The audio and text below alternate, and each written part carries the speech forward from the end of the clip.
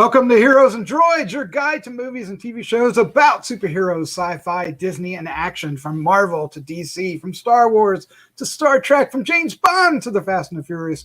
We will review the theatrical films and streaming delights you care about most. And tonight we're doing something really fun. We're counting down the top 10 Baby Yoda moments from The Mandalorian Season 2.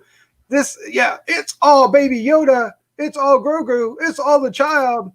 It's all the fun. All right, let me introduce the crew. I'm Doc Rotten, and joining me tonight is the Slatman. How you doing? Wee, indeed. Is that the big pop that the bobblehead pop? Yeah, that is incredible. That's awesome. All right. Also joining us tonight is award-winning filmmaker Christopher G. Moore. Ah! All right. Real quick on an aside, you recently celebrated a birthday, and for your birthday, you went to... Yeah, I turned 21. Yes. And for your 21st birthday, you went to... I went to Galaxy's Edge. Yes.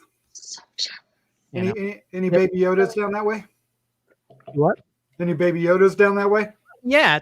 I've heard through the grapevine that they actually might be changing Galaxy's Edge to where it's not mandated to be during a certain time period, and so we may actually see Mando and other characters from the Star Wars universe. So I'll be happy about that, because I'd love to have my picture taken with Baby Yoda or Grogu in his little carrier or Mando. Absolutely. All right, we have a very special guest tonight, the one and only Enchanted Raven, a Disnerd cosplayer. You're going to have to explain that. And who owns her own party princess company called Enchanted Wishes. That's incredible.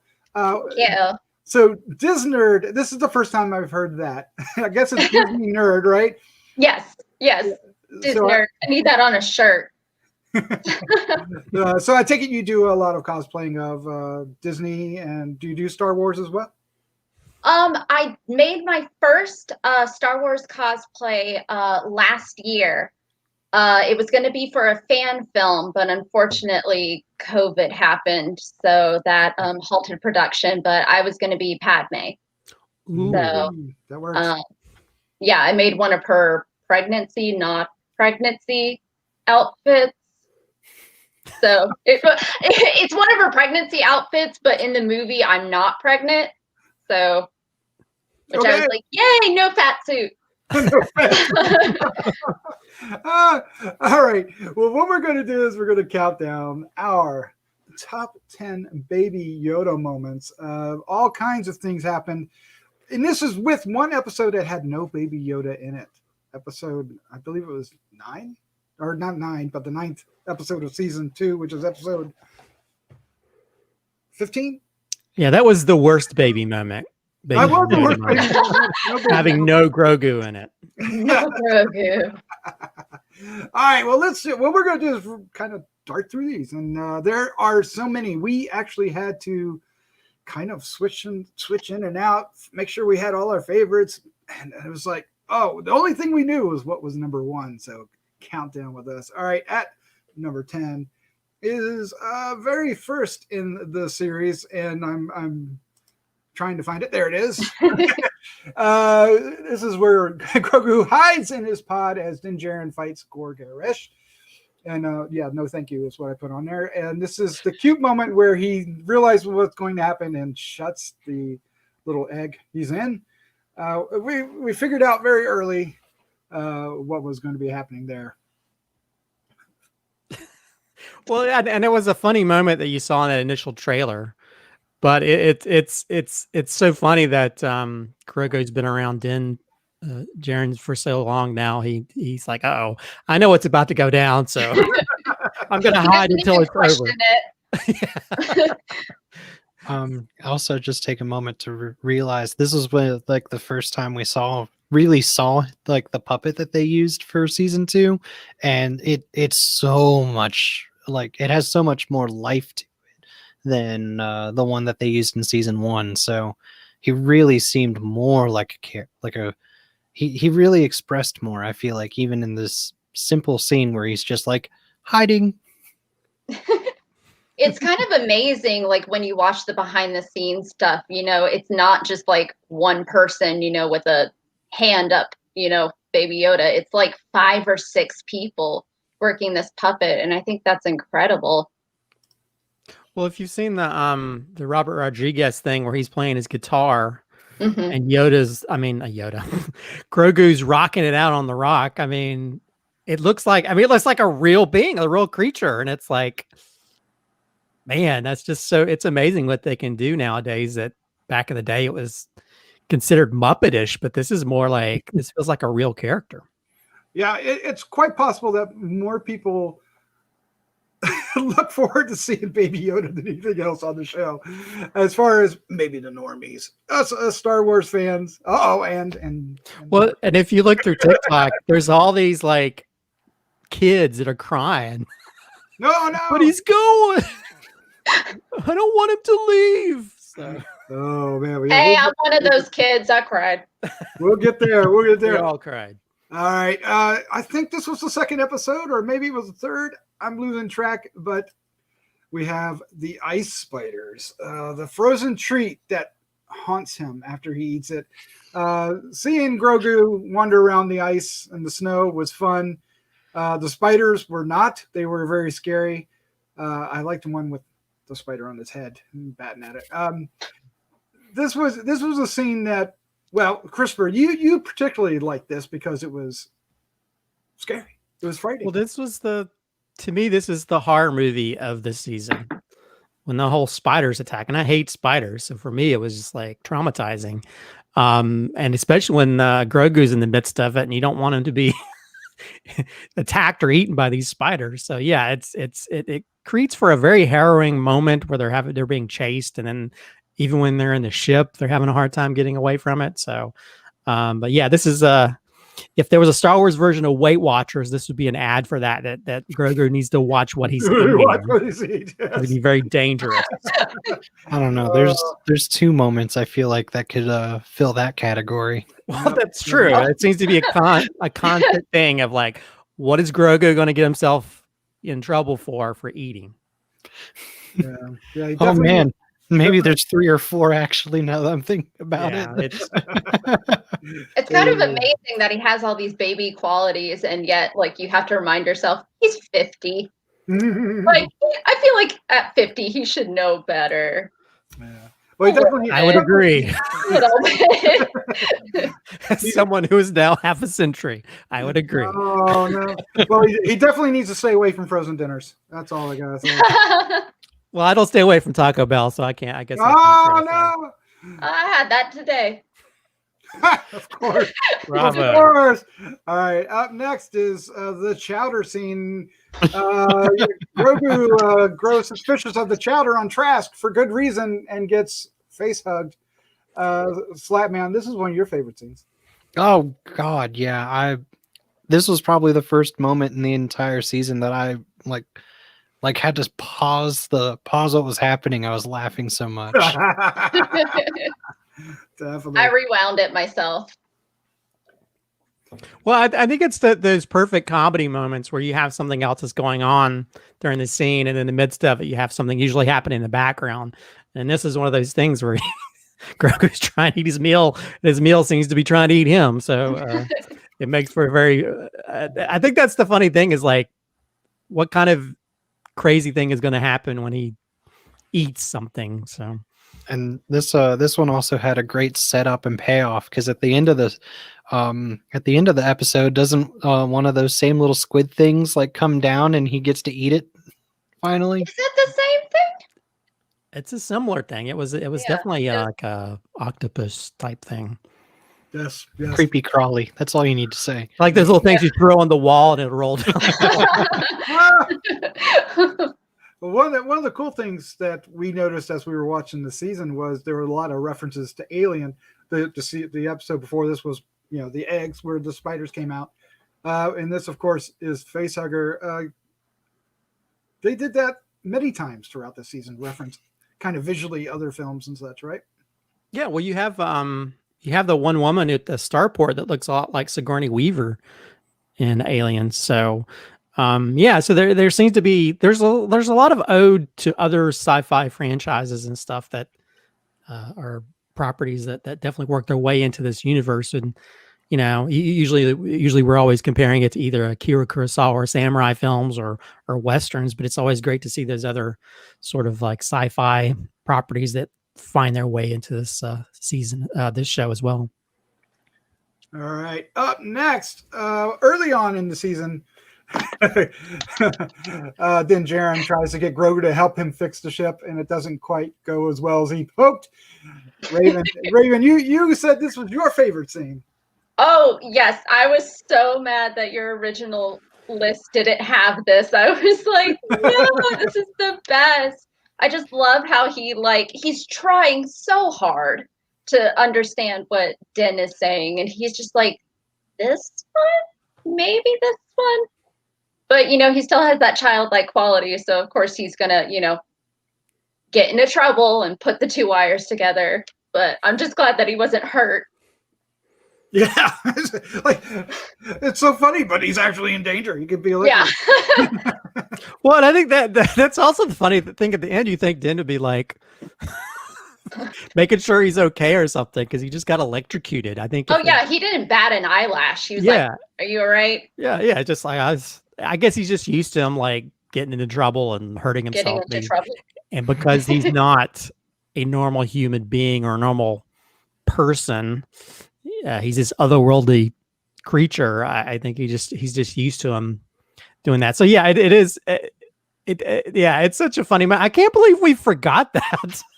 I think that just shows you how many great moments there are with Grogu throughout this season that you're just yeah. But yeah, that moment. Yeah, there's too many to count from, and you could do 50 if you wanted or more. But yeah, that is so funny. He's like, huh? You can see a little kid doing that. When you keep telling a kid over and over, don't do that, and then they do it. Or a cat, or some animals. Yeah. Well, I had to do the same thing with Slapman there. Don't stick your finger in the electric socket. And that was just last week. No. All right, we are learner. Oh no, we're already halfway through our list. But up next at number 6 or number 5, I should say, is probably. Well, it's not. There's another eating dinner scenario, lunch, brunch, whatever it is. This one is the eggs. The egg connoisseur one isn't higher. It could be. The top 3 or 4, not the first one, but everything else was like, where do you put it? Where do you put it? But Grogu enjoys a delicious taste of the passenger's bounty. All right, now this was a little controversial, which may be the reason why it wasn't for us. We thought it was hilarious, but there were people out there who were like, "You're eating that lady's eggs." She said they were unfertilized. Unfertilized, which is different. But yeah, it is funny how people like these imaginary events that happen. People are less worried about stuff happening in the world, but God forbid he should eat unfertilized eggs. And the people trying to cancel Grogu over this. It's like, come on. It's and especially with all the other stuff that happens within the show, that's the thing that really Oh yeah, with all the people that are killed. Yeah. I mean, stormtroopers, they had lives too. Well, yeah, the people blown up for no reason, people being shot. It's no big deal. Yeah. No. I mean, there was people that were, I think, animals rights activists were also talking about, oh my God, and I think the first episode where they used the bantha as bait. They're like, oh my God, why would you do that to an animal? It's like, it's not real. But then all the human characters and noble characters, they're just killed off en masse. Oh, that's okay. I don't know. It just gets a little ridiculous. I mean, come on. People just need to get over themselves. All I can think of is that scene from Clerks. Well, yeah. Well, I mean, they did come around to it. On the next episode, he got to see one of them, the hatchlings, and it was a very different take On I was so worried he was going to eat them. I think we were all like that. Like, dude, I was a little worried, just a little bit. dude. That one, it was such a heartfelt moment though when he Mhm. actually didn't. It just made your heart melt. He didn't want to leave. Yeah, he did spit out a frog in the first season, right? So. Yeah. Just one, but how many did he eat before he got to that point? Well, there's a few. All right, up next at number 4 is more food. Grogu and food equals fun. This time, it's all Grogu, all macaroons. He goes to a class, he sits down, and he steals the macaroons. Well, they're not really macaroons there, but we know it. We see them as macaroons, right? Mm-hmm. Actually, I found out that they are. They special ordered them from somewhere in California, and the place that made them actually were trying to upsell them for like a small pack of 5 for like $70-$80.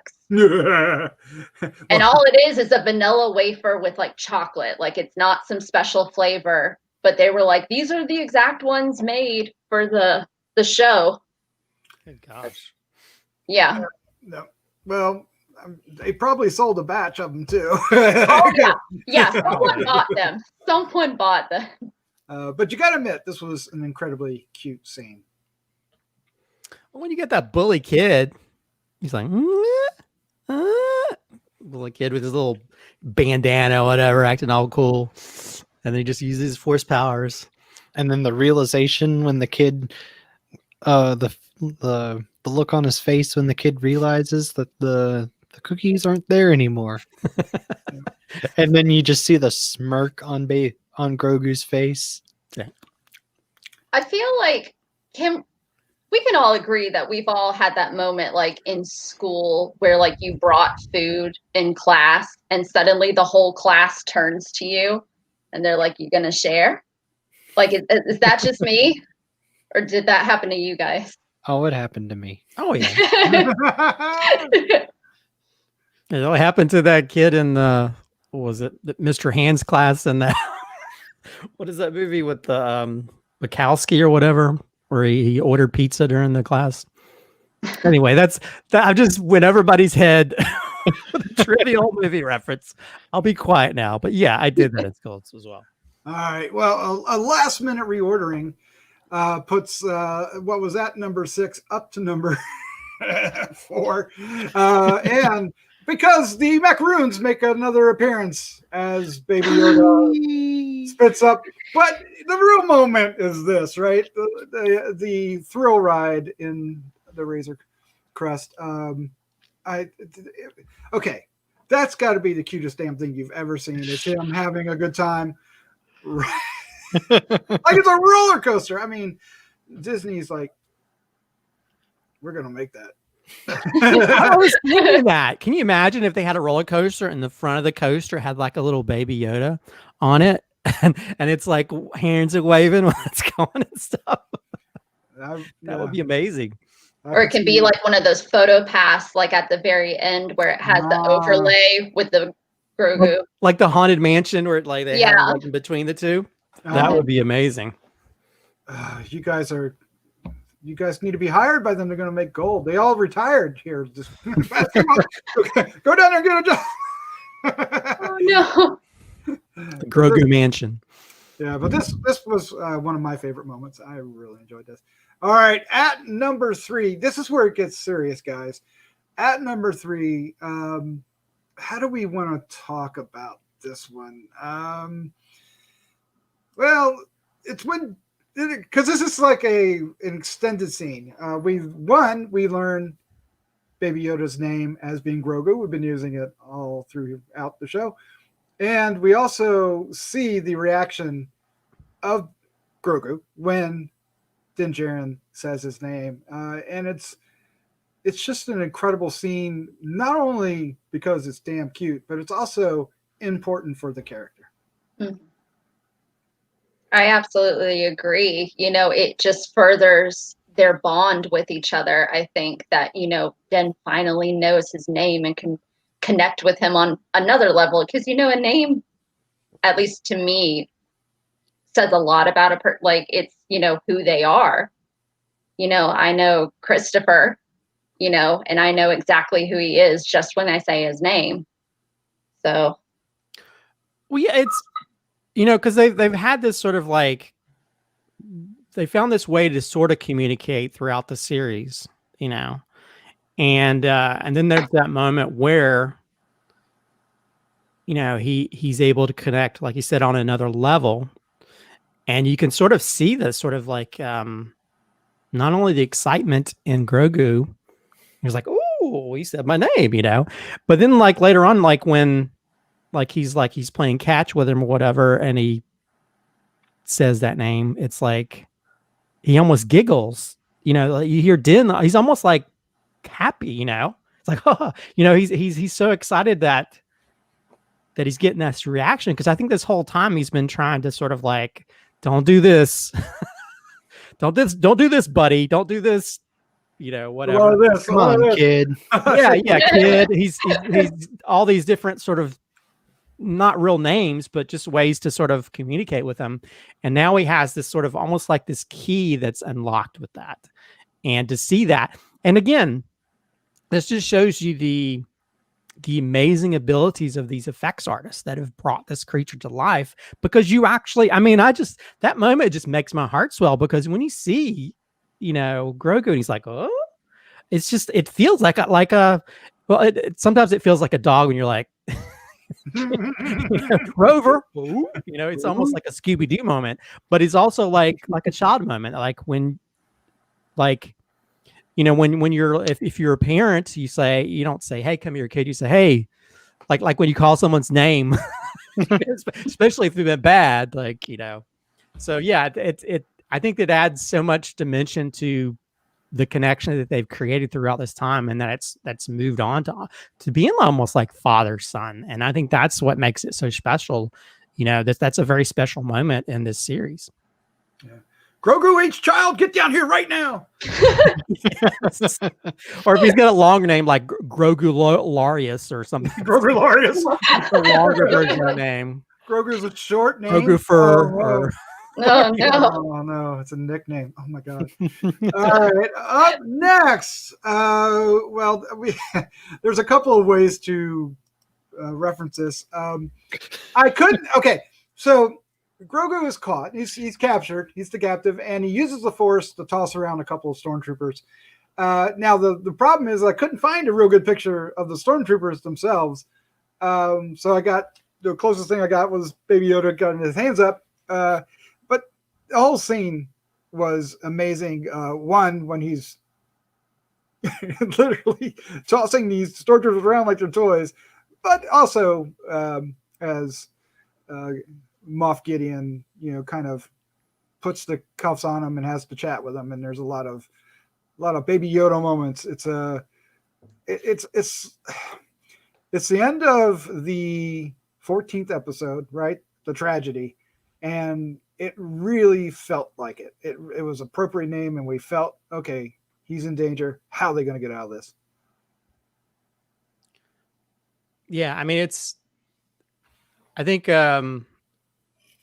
throughout this whole series, you have those moments like, oh, he's so cute, but you see that moment where he's just throwing these stormtroopers around like they're action figures, and that's just so, it's kind of cool to see that moment. It's cool, but it's also heartbreaking, because you can see that he's struggling to even do that, and he's doing it to save his own life. So he's trying to keep them away, and you can see, and that goes back to the puppetry and the animatronics in his face. You can see just he's so tired, but he's just fighting it to keep them away. And it's heartbreaking to see. I don't want him to be in danger. No. But it was also interesting to see Moff Gideon, enjoying the action. He was like, nope, wait. He was holding the others back. Let's see what happens. I hate him, but he's such a good villain. Oh, yeah, especially when he's waving that dark saber in front of him. Oh, you want this? You recognize it? I do love these pictures. It almost looks like a TikTok dance in diagrams, but yeah. All right. Well, I guess we're at number one. No, Oh my goodness. Bring up the Kleenex. Oh yes, and I'm looking for it. As I'm not gonna call it heartbreak. All right, here we go. The heartbreak. Grogu says goodbye to Jinjarin face to face, and I do mean face to face. And when we did our top 10 moments, this would have easily been the top of that list as well, but we pulled it for this episode, and you mentioned it as a. It was my top. Yeah, you mentioned it as your what I was going to say extra credit, but that's not what I mean. Anyway, honorable mention. Thank you, sir. But this was really a powerful moment in the show, and really both seasons lead up to this very moment that we're spotlighting here. And I imagine, Raven, this is when you cry. Oh yeah, no, I sobbed like a baby. We Mom, all like, did. Your head in, like you good? Yeah, okay. That's fine. I have a video where I watched it the second time and I videotaped my reaction and I cried like like I'd lost everything in my life or whatever. It's pretty heartbreaking. And it again, it's just interesting how you can see that scene, and it's basically between a puppet and a human person. And to me, it's just as powerful as any dramatic movie where two people are, doing something or saying goodbye to each other. And like you said, this whole series has led up to this point. Throughout this whole series, we've had Din, who's like he's had this certain code he's lived by. Don't take your helmet off. Don't get connected to anybody.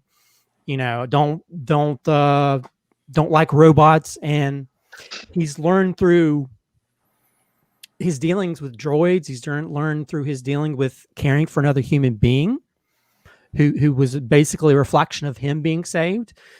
He's also learned that maybe a lot of the things that he's used as his sort of basis for living maybe were based either on lies or just something that maybe he can meld the rules, because sometimes caring about something is more important than these sort of structural things that you've created around your life. And, he's built this relationship with Grogu to where he's got to say, I'm getting teary-eyed just talking about this. He's built this relationship with Grogu where he's got to say goodbye. And he's like, I don't really care anymore. He takes his helmet off. And that's like, and then you see the love and curiosity in Grogu's eyes. Oh man, when that hand comes up, when the hand comes up to his face, and he touches his face, because he's never, this whole time, other than that one moment where he pulls his thing up to sip some soup or whatever, he's never seen his face this whole time. And that he's curious too, because when he pulled up the helmet, he's like, he was tilting his head trying to see under it. And when you think about it, the only times that he's ever taken his helmet off have been moments where he's had to, like he's had no choice. It was either life or death. And in this situation, he had to, he doesn't know when he's going to see Grogu again. So this may be his only chance that, he can see his face, and which just makes the moment even more heartbreaking. I'm going to cry. I mean, well, it's some dishes, we're all going to cry. It's basically the flip end of the name thing, because like he learned his name and now he gets to see what his face is, and that just makes it so heartbreaking when he's got to say goodbye to this guy who he's risked his life and livelihood around because he cares so much about him. So yeah, to me, this is almost like the perfect arc for these two seasons. To be honest, if they'd ended it on this second season, I would have been happy, because I think that's a great way to sort of end it with the whole story arc. Mm-hmm. Yeah, but there is more to come, which is a great seg into what a future episode about The Mandalorian will be as we do our predictions for season 3 and the rest of the Disney Plus Star Wars universe. There's a lot to talk about. We'll be doing that in the coming weeks, so look for that. Yeah, Thrawn. There's been rumors about casting too. So. Oh, I'm so excited about the casting. I'm so for Benedict for Thrawn. You might. That's one. The rumor is the guy who does the voice acting for Oh yeah. Yeah, Oh, might really? Yeah, be yeah, yeah. cast, Okay. which it'd be sort of like they did Same with for what they did with Bo. yeah, True. which makes sense. If you've seen pictures of him, He he did- looks if he pretty just close to him. shaves, he looks exactly like how he should. Okay, there you go. That and much more. With a little bit of hints we'll be talking about after this short little interlude here. If you're listening, and I hope you are, thank you so much for hanging out with us. A really easy thing to do to help others find us is to hit the subscribe button or the like button. And if you want to find out about more, if you hit the bell, you can get reminded when we do future episodes. And we'd love to hear your thoughts. What was your favorite Baby Yoda moment that we did not mention because there's a lot we could have mentioned, which is what we're going to seg into. Just briefly throw out some other ones like meeting Luke and R2D2, especially R2D2, because there seemed to be some kind of connection there, right? We talked, we almost had in there where he popped out of the spittoon, which was pretty damn funny. I love that. And then Just see like this much. I know. Popped him out. And then of course he flew around a couple times. One time he was on a speeder bike and his ears flapping, and then Mandalorian was carrying him that other time as he was flying flying. his jetpack. And of course he also the summoning of the Jedi when he's on the rock. There was so much there we could have joined. Yeah, especially the moment. And there were so many more. You really could dive into it. It's going to be interesting to see where's Grogu go next? Because where do they go next? Hopefully not the end of Ben Solo / Kylo Ren's lightsaber. Oh, stop! No, No one even I'm- joke I'm- about that. I'm telling you, I've something tells me that they might retcon some of what they've already put out in the sequel trilogy. I don't know. It's going to be interesting. So next season is, of course, I think we're going to get it in 2022 after we get the episodes of the Book of Boba Fett, right? I think so. Yeah. And then a whole lot more. All right, Raven, thank you for joining us. It was a lot Thank of you fun for to have you. having me. I take it you are a huge Disney fan because you tell us a little bit as we're going out about Disnerd. I'm a Disney. Disnerd. Tell us a little bit about your. You're killing me with that. Tell us a little bit about Enchanted Wishes, real quick. So I own the Party Princess company, and we also have superheroes, and we're going to have Star Wars characters soon too. So yay!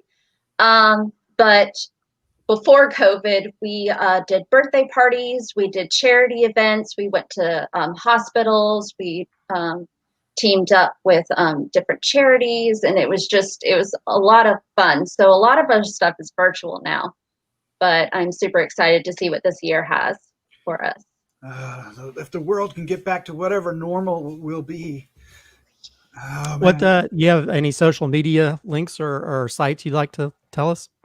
Yeah, my princess stuff. So if you want to follow me personally and my princess adventures, you can check me out at Enchanted Princess Raven. Or if you'd like to check out my company as a whole, you can check out enchantedwishes.nc. Nice. All right. Slatman, Christopher, thank you for joining me. This was fun. Raven, you've got to come back. Oh, thanks. I would love to come back. All right, let's say goodnight. Good night. Good night. Good night.